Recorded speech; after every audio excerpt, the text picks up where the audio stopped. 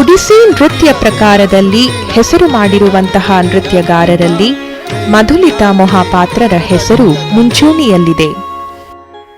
Konark festival, Taj ಮಹೋತ್ಸವ, ಮುಕ್ತೇಶ್ವರ್ festival, magic in moments USA, ಲಂಡನ್ನ Indian high commission ಸಮಾಗಮ ಮುಂತಾದ ಹಲವಾರು ದೇಶ ವಿದೇಶಗಳ ಪ್ರತಿಷ್ಠಿತ ಕಾರ್ಯಕ್ರಮಗಳಲ್ಲಿ ಭಾಗವಹಿಸಿದ್ದಾರೆ.